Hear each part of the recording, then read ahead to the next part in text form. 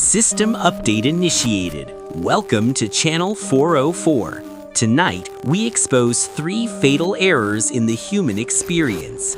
First, a glitch in the sky that reveals the truth about our world.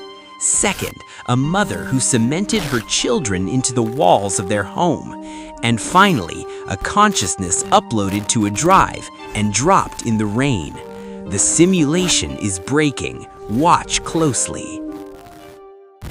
Case File 902, Skybox Failure. It wasn't a contrail. It was a glitch line cutting across the Tuesday afternoon zenith. A shimmering, vibrating seam in the blue simulation. Arthur, an insomniac bored with the texture of reality, noticed it from his 40th floor balcony. The air hummed with static as he reached out, standing precariously on the railing. The pull tab hung just above the smog layer, cold and impossibly heavy. He gripped it. It didn't feel like metal. It felt like grabbing a raw nerve ending of the universe. He pulled down. The sound was sickening, like tearing wet canvas mixed with dial-up screeching.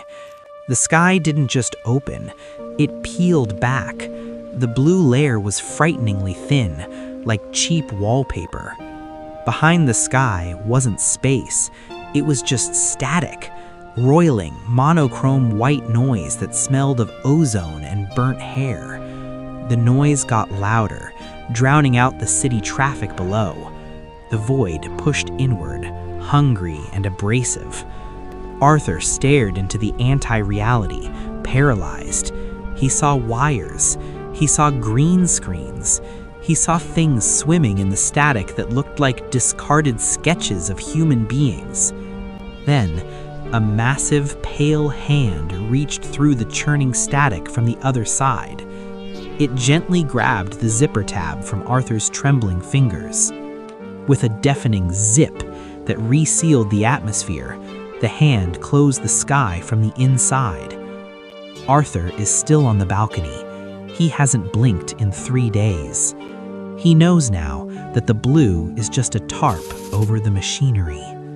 Status: void exposure. Subject broken. Case File 701, Biologic Architecture.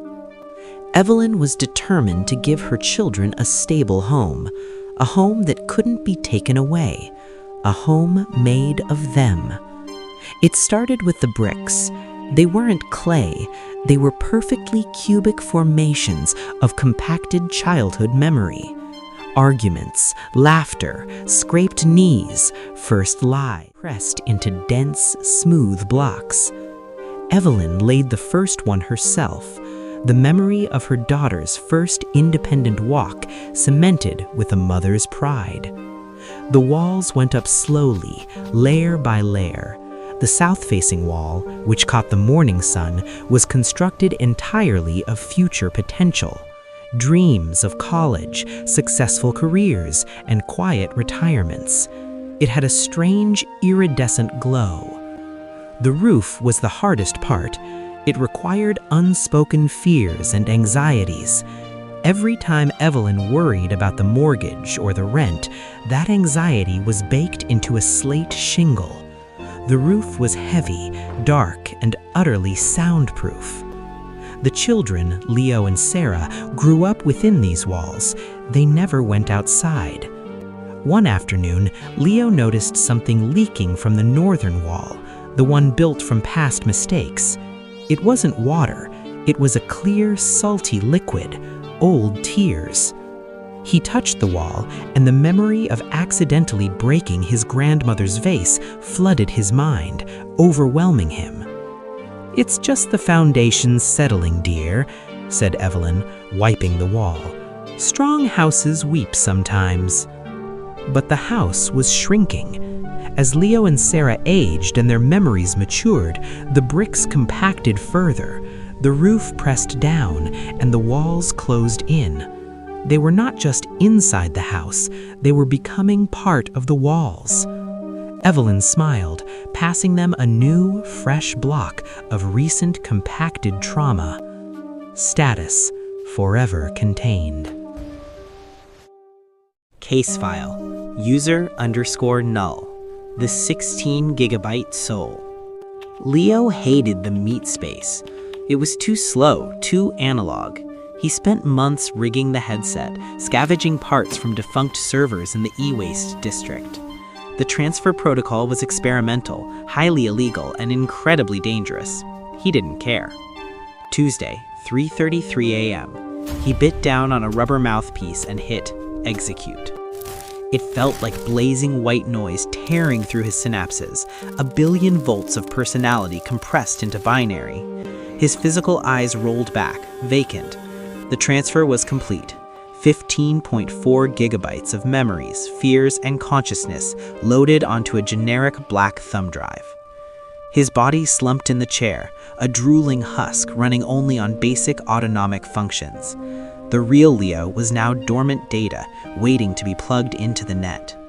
The husk stood up shakily. It didn't have Leo's mind to guide it anymore. It just had phantom muscle memory. It grabbed the drive, shoved it into a loose jeans pocket, and walked out into the rain to buy energy drinks it didn't need. There was a hole in the pocket. The drive bounced exactly twice on the wet pavement before sliding into a storm drain. Now, Leo is down there in the dark. He feels the cold sewage water rising, corroding the gold contacts. He is screaming in zeros and ones, terrifying bursts of static that nobody can hear. He is praying he isn't found. He is praying he isn't formatted. Status: data corrupted, hardware missing.